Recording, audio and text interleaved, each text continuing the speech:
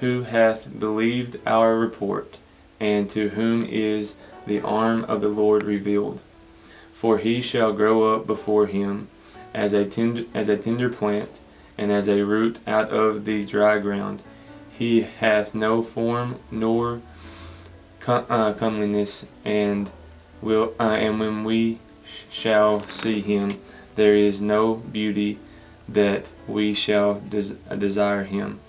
He is a desired and rejected of men, a man of sorrows and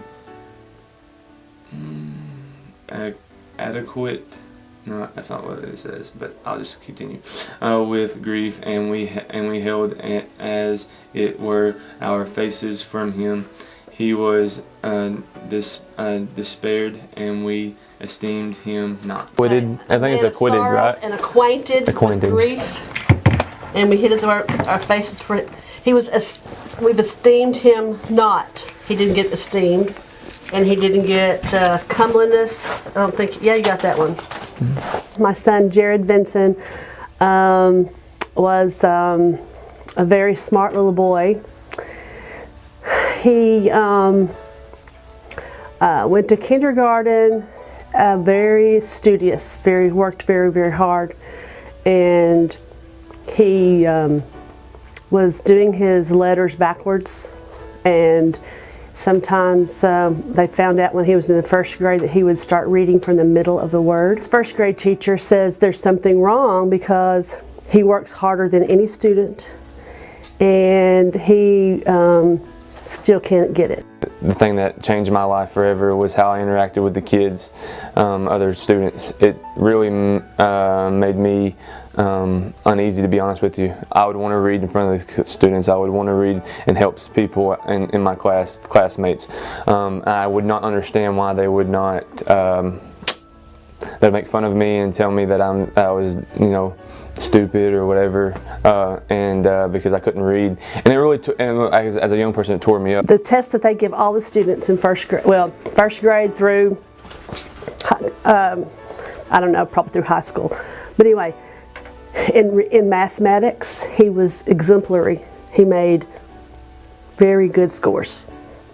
In reading, he was in the lower percentile, maybe 5th percentile out of 100.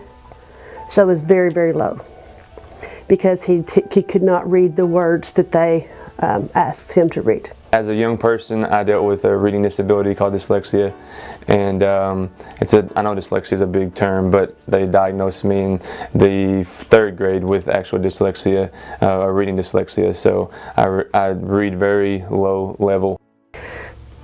And at times he would start in the middle of the word trying to figure out what the word was. So if he started in the middle, there was no way he would figure it out. But vowels gave him a major problem. If the word started with a vowel, it just blew his mind. He didn't know how to start a word with a vowel because he did not know phonemics. He couldn't grasp that. There was no grasping phonemics. And he had a great memory. So his memory skills made up for a lot of it.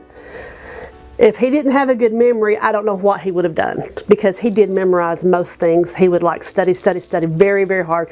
When he entered college, he took all the tests that he had to do to enter college, ended up with one of the highest scores in his ACT 25. Which is very good for especially someone who couldn't read past a 5th grade level. I don't think his level of reading is any higher than 5th grade even now. Maybe up to 6th grade, but he still has to memorize every word. So if he can't memorize the word, then he doesn't know the word. He would go to school at 7 a.m. in the morning and a lot of times come home at 8 a.m. in the evening. There was a little bit of football in the middle, but he was studying all day. So the way he overcame dyslexia is study. And with a mother that stood behind him. Overcame that with lots of work. As my mom said a while ago, we worked hours and hours and hours every night on it and stuff. As a youth pastor here, I have to reread the Bible over and over and over again still to even get some of the stories that I've learned since I was a baby all the way up. I've learned life lessons through this, is that anything in life you can overcome if you work hard for it.